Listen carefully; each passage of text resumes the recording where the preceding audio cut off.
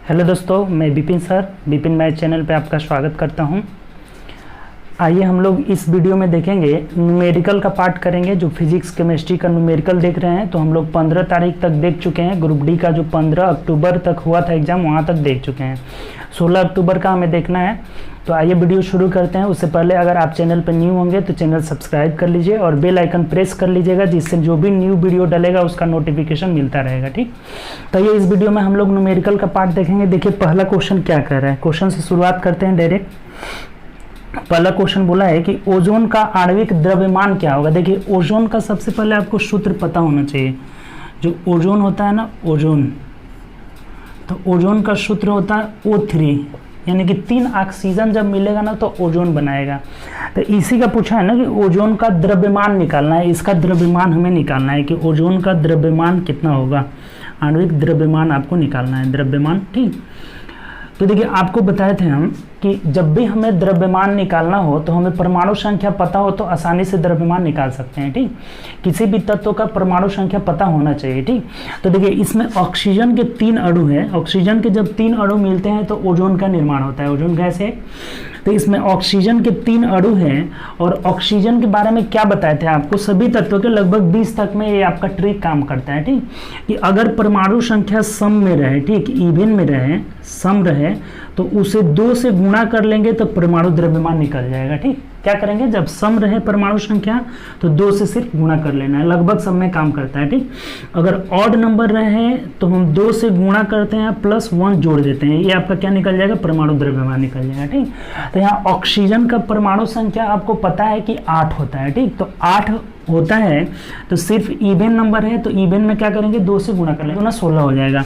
तो यहाँ 3 इसके अणु है तो 3 से गुणा कर लेंगे। इसका द्रव्यमान कितना है, 16, यानी कि 16 तिया कितना हो जाएगा, 48 जो है AMU होता है, सिर्फ U से दर्शाते हैं, तो 48 U हो जाएगा, जो कि ऑप्शन नंबर 2 में दिया हुआ है। बात क्लियर, यही हम लोग का आंसर हो जाएगा। ठीक, चलिए अगला क्वेश्चन देखिए। सिर्फ इसमें ये देख लेना है कि इवन रहे तो 2 से गुणा कर लेंगे परमाणु संख्या में, ऑड रहे तो 2 से गुणा करके 1 कर लेंगे, जो लगभग में काम आता है। और जो हाइड्रोजन होता है ना, पहला तत्व, तो हाइड्रोजन का परमाणु संख्या 1, परमाणु द्रव्यमान 1, दोनों एक ही होता है, ये बात ध्यान रखिएगा। ठीक, 20 तक आप लगभग देख लीजिएगा, 20 तक में क्वेश्चन आपका सब बन जाएगा। ठीक, चलिए अगले क्वेश्चन की ओर देखिए। नेक्स्ट क्वेश्चन क्या कह रहे हैं। अगला क्वेश्चन बोला हुआ है, ये भी आपका परमाणु द्रव्यमान से ही कह रहा है कि CaO, इसका जो है परमाणु द्रव्यमान, कैल्शियम ऑक्साइड हो गया, इसका कह रहा है कि परमाणु द्रव्यमान, आपको द्रव्यमान निकालना है इसका। ठीक, इसका द्रव्यमान कितना होगा। तो अभी आपको बताया कि अगर सम रहे तो 2 से गुणा करेंगे और विषम रहे तो 2 से गुणा करके 1 जोड़ देंगे। तो यहाँ कैल्शियम और ऑक्सीजन मिलकर ये तत्व बना हुआ है। ठीक, तो कैल्शियम का आपका परमाणु संख्या 20 होता है, आपको पता होना चाहिए 20 होता है। तो इसका द्रव्यमान कितना हो जाएगा, तो इसका परमाणु संख्या 20, तो परमाणु द्रव्यमान 20 दूना 40 हो जाएगा, डबल, क्योंकि सम संख्या है। और ये ऑक्सीजन अभी बताए थे 8 होता है, तो 8 दूना क्या हो जाएगा, 16 हो जाएगा, यानी कि इसका जो 56 AMU हो जाएगा। कितना हो जाएगा, 56 AMU, यानी ऑप्शन नंबर क्या हो जाएगा हम लोग का 4 हो जाएगा। बात क्लियर, इसका जो द्रव्यमान होगा 56 हो जाएगा। ठीक, ऑप्शन नंबर 4।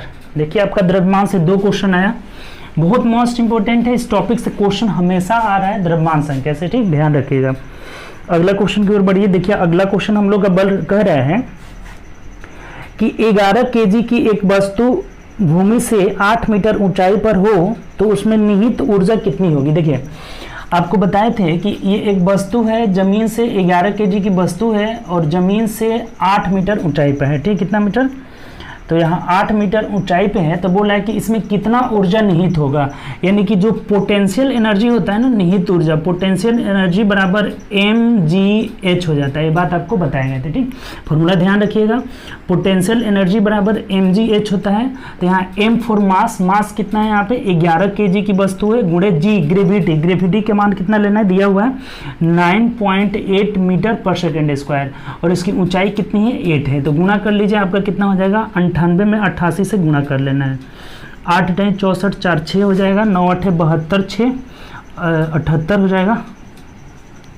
8 × 64 4 6 और फिर 9 8 72 78 हो जाएगा, सेम आ जाएगा। 4 8 4 12 2 8 8 16 और साथ ही का 862.4 हज़ार, कितना आ जा रहा है 862.4 4 जूल इसका आंसर हो जाएगा। ऑप्शन नंबर क्या हो जाएगा हम लोग का 862.4 जो ऑप्शन नंबर 4 हो जाएगा। ठीक, तो ये फॉर्मूला ध्यान रखिएगा, पोटेंशियल एनर्जी बराबर होता है mgh हो जाता है। ठीक, चलिए अगला क्वेश्चन देखते हैं। नेक्स्ट क्वेश्चन क्या कह रहे हैं, आइए। नेक्स्ट क्वेश्चन बोला है कि 12 वोल्ट विभवांतर होने वाले दो बिंदुओं के बीच किया गया कार्य 36 जूल है, तो उस बिंदुओं के बीच का आवेश निकालना है। देखिए आपको एक फॉर्मूला बताए थे, देखिए नहीं पता है तो जानिए कि Q बराबर क्या होता है, जो यहाँ होता है आवेश बराबर, यहाँ क्या कर रहा है 12 वोल्ट विभवांतर बिंदुओं के बीच किया गया कार्य इतना है। तो देखिए यहाँ पे होता है आपका कि कार्य W बराबर जो होता है W बराबर QV होता है। ठीक, QV। अब यहाँ कौन क्या है आपको बता देते हैं, एक फॉर्मूला होता है, ध्यान रखिएगा इसे। W मतलब कार्य हो गया, W मतलब क्या हो गया कार्य हो जाएगा, और Q मतलब आवेश हो जाएगा। ठीक, कितना आवेश है उस पर, ये आवेश हो जाएगा, और V मतलब विभवांतर हो जाएगा। ठीक, विभवांतर हो जाएगा। तो ये तीनों बातें आप ध्यान रखिएगा किसको क्या कहते हैं। ठीक, तो यहाँ कार्य जो है हम लोग का कितना दिया हुआ है कि कार्य यहाँ पे हो जा रहा है आपका 36 जूल का, बराबर Q आवेश हमें निकालना है, और वोल्ट कितना है 12 है, 12 विभवांतर है, तो 12 यानी 36 यानी जो यहाँ Q आवेश हो जाएगा 3 कूलम्ब का आवेश हो जाएगा। 3C मतलब 3 कूलम्ब आवेश हो जाएगा। ऑप्शन नंबर 3 हो जाएगा। ठीक, तो ये फॉर्मूला आप ध्यान रखिएगा। देखिए फिजिक्स का न्यूमेरिकल मतलब फॉर्मूला, आपको फॉर्मूला पता होना चाहिए, नहीं फॉर्मूला रहेगा फिर आपसे नहीं बनेगा। ठीक, तो इसलिए जो आ रहे हैं जितने भी सब फॉर्मूले आ रहे हैं इसको आप नोट करते चलिए। ठीक, चलो अगला क्वेश्चन देखते हैं हम लोग। नेक्स्ट क्वेश्चन क्या कह रहे हैं, अगला क्वेश्चन की ओर बढ़िए। बोला हुआ है कि 7 ओम प्रतिरोध वाली तार को इस पर दोगुना कर दिया जाए तो तार का नया प्रतिरोध क्या होगा। देखिए आपको पिछले भी सेट में बताए थे कि जब नोट करके लिख लीजिए, आप नोट करके इसके लिख लीजिएगा कि तार को दोगुना करने पर, तार को दोगुना करने पर प्रतिरोध चौथाई हो जाएगा। कितना हो जाएगा, चौथाई हो जाएगा, चौथाई हो जाता है। ठीक, इस नोट को आप याद रखिएगा कि जब प्रतिरोध हम तार दोगुना करेंगे तो प्रतिरोध 1/4 हो जाएगा। तो जो नया यहाँ पे प्रतिरोध होगा ना, रेसिस्टेंस, जो नया प्रतिरोध मिलेगा वो 7 ओम है, ये पहले वाला प्रतिरोध, तो इसका चौथाई यानी इसे हमें 4 से भाग दे देना होगा। तो देखिए कितना आएगा, 4 एकम 4, 3 बचा, 4 सत्ते 28, 29, 30, 4 पच्चे 20 हो जाएगा।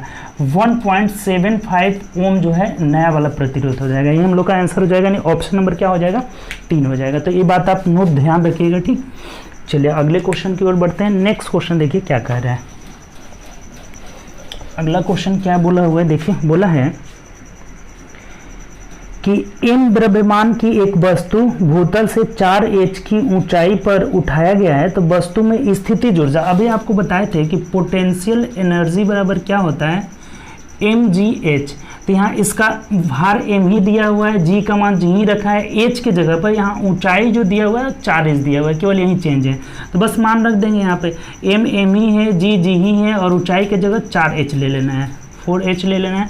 तो ये कितना आ जाएगा 4mgh हो जाएगा। ठीक, इसका जो पोटेंशियल एनर्जी हो जाएगा कितना हो जाएगा 4mgh, यानी ऑप्शन नंबर क्या हो जाएगा, तो 1 नंबर हो जाएगा। बात क्लियर।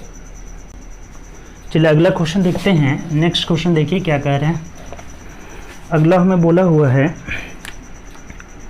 कि 50 केजी भार का एक लड़का 9 सेकेंड में 45 सीढ़ियों पर चढ़ जाता है। यदि प्रत्येक सीढ़ी की ऊंचाई 15 सेंटीमीटर है तो उसकी शक्ति ज्ञात करें। देखिए सबसे पहले तो पावर यानी कि शक्ति बराबर क्या होता है, पावर बराबर W/T होता है, यानी कार्य बटा समय, शक्ति बराबर कार्य बटा समय होता है। ये बात आपको पता होनी चाहिए।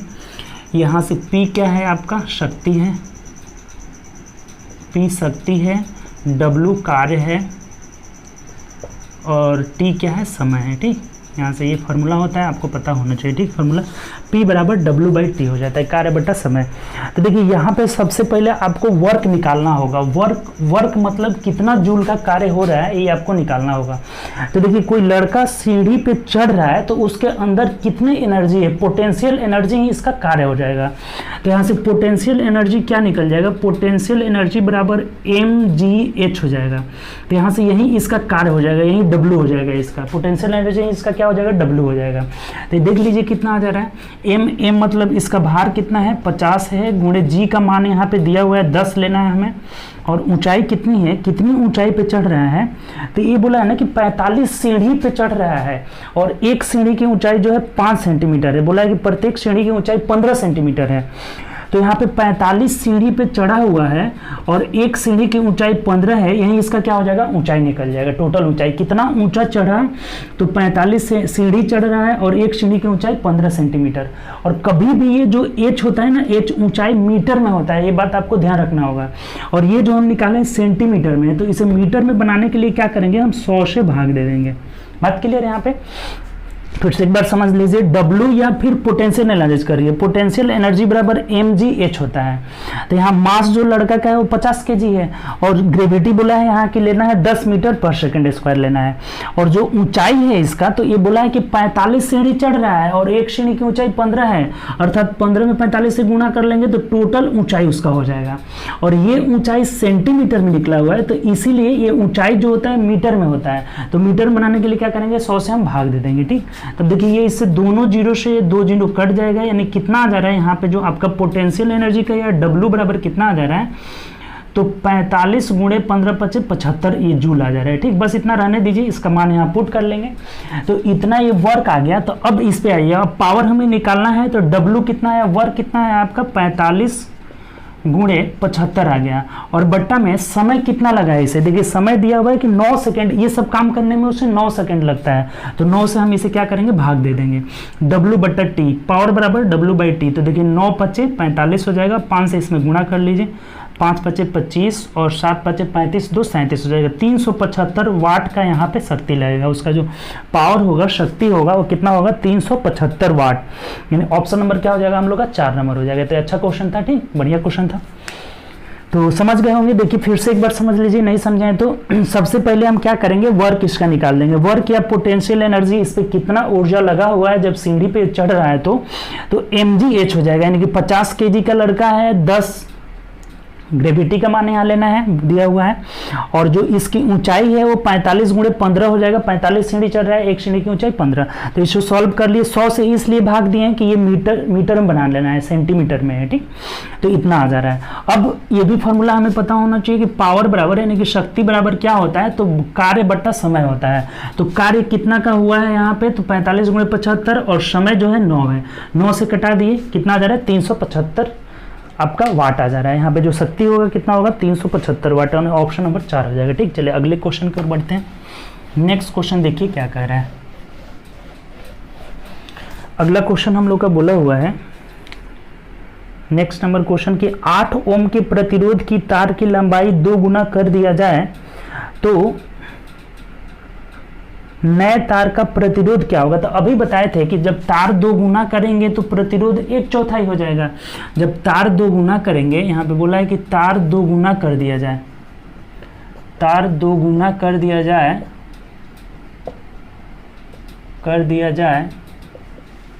तो प्रतिरोध क्या हो जाएगा। नोट में भी आपको बताए थे, इसको फिर एक बार लिख लीजिए। तार जब 2 गुना कर देंगे तो प्रतिरोध क्या होगा, प्रतिरोध 1/4 1/4 हो जाता है। इस बात को अभी लिखाए थे। तो जो नया प्रतिरोध होगा, नया प्रतिरोध वो कितना हो जाएगा, तो 8 अभी पुराना वाला है, इसका चौथाई यानी कि 4 से भाग दे देंगे, यानी कि 2 ओम का नया प्रतिरोध हो जाएगा। कितना हो जाएगा, ये 2 ओम जो है नया प्रतिरोध हो जाएगा। यानी कि ऑप्शन नंबर देख लीजिए, ऑप्शन नंबर हम लोग का 1 हो जाएगा। बात क्लियर। तो ये सब बात आप ध्यान रखिएगा, ये नोट आपको ध्यान रखना है। ठीक, देखिए 16 तारीख का जितना 16 तारीख के शिफ्ट में जितना क्वेश्चन था, बस इतना ही क्वेश्चन दिया हुआ था। हम सभी क्वेश्चन को कलेक्ट करके आपको लाए हुए थे। ठीक, इसमें अब इससे ज़्यादा क्वेश्चन नहीं दिया है न्यूमेरिकल से रिलेटेड, बस इतना 8 क्वेश्चन दिया हुआ था। ठीक, तो चलिए अगले वीडियो में हम लोग कल फिर देखेंगे। 17 को तो एग्जाम नहीं हुआ था, 17 18 19 20 को नहीं हुआ था, 22 वाले शिफ्ट को हम क्वेश्चन को, सभी क्वेश्चन को करेंगे। ठीक, तो चलिए, उम्मीद कर रहे हैं कि आपको ये बिल्कुल समझ में आया होगा। आज बहुत हम लोग स्लो कर रहे थे लेकिन बहुत अच्छे से किए हैं, ठीक। इसमें एक दो क्वेश्चन बहुत अच्छा क्वेश्चन है जो रिपीट नहीं किया हुआ है, ठीक। तो इसको घर पे करिए और टोटल जितने भी इंपॉर्टेंट फॉर्मूले हैं सबको कलेक्ट करते चलिए, आपके नेक्स्ट एग्जाम के लिए बहुत फायदे देगा, ठीक। देखिए हर सेट में इसका क्वेश्चन आया हुआ है, लगभग हर सेट में 3-4 क्वेश्चन है। ये 16 तारीख वाले हैं, शिफ्ट में थोड़ा कम क्वेश्चन दिया हुआ है, हर शिफ्ट में आपका 4-4 क्वेश्चन दे रहा है, ठीक। तो इस चीज को ध्यान में रखते हुए न्यूमेरिकल 4 क्वेश्चन आपका बहुत मोस्ट इंपोर्टेंट है। एक एक क्वेश्चन से सिलेक्शन नहीं होता है, 0.5 नंबर से नहीं होता है, इसीलिए 4 क्वेश्चन बहुत मायने रखता है। तो आप इस चीज को बस थोड़ा सा एक्स्ट्रा एक काम करना है कि इसका कॉपी बनाते चलना है, ठीक। इसका अलग से फॉर्मूला सब नोट करते चलना है, उस पर कॉपी बनाते चलना है, बस आपको इतना करना है। उसके बाद मैथ पे प्रैक्टिस करते ही रहिए, रीजनिंग प्रैक्टिस करते ही रहिए, जीके जो भी आपका है जनरल नॉलेज उसको प्रैक्टिस करते ही रहिए। देखिए लॉकडाउन में ना आपको अच्छा समय मिल गया, आप घर पे बैठ के प्रैक्टिस करिए। जैसे ही लॉकडाउन खुलेगा आपका एग्जाम बहुत सारे होंगे, ऐसा नहीं है सब अफवाह आ रहा है कि एग्जाम एक भी नहीं होगा, ऐसा नहीं है, एग्जाम होगा। आप लोग बस अपना तैयारी रखिए। देखिए हमेशा बी पॉजिटिव, निगेटिव नहीं सोचना है ना। निगेटिव आप सोचिएगा कि अब एग्जाम ही नहीं होगा, हम पढ़ना छोड़ देते हैं, तो फिर आप 2-3 साल पीछे चले जाइएगा। और जो अभी अपना पढ़ाई कंटिन्यू किया, मान लीजिए कि एग्जाम नहीं हो तो कोई बात नहीं, अगर एग्जाम हो जाए और आप क्या किए, अपना पढ़ाई को स्टॉप कर दिए, तो फिर आप क्या करिएगा, आपका सिलेक्शन नहीं होगा। जो पढ़ाई अपना कंटिन्यू करे हैं उन्हीं का सिलेक्शन होगा। तो यही है, आप प्रैक्टिस में लगे रहिए। ऐसा नहीं है घर पे आप बैठे हुए लॉकडाउन में हैं तो प्रैक्टिस करिए, बाहर बिल्कुल नहीं जाना है। और ये तो घर पे बैठ के प्रैक्टिस करिए, यही काम बच रहा है, बस सिर्फ घर पे रह के और आराम से प्रैक्टिस करना है, ठीक। तो उम्मीद करते हैं आप मेरे बात को समझ गए होंगे और अच्छा से घर पे रह के प्रैक्टिस करिएगा। तो चलिए बहुत बहुत धन्यवाद, और वीडियो अच्छा लगे तो दोस्तों में शेयर जरूर करिए, ठीक।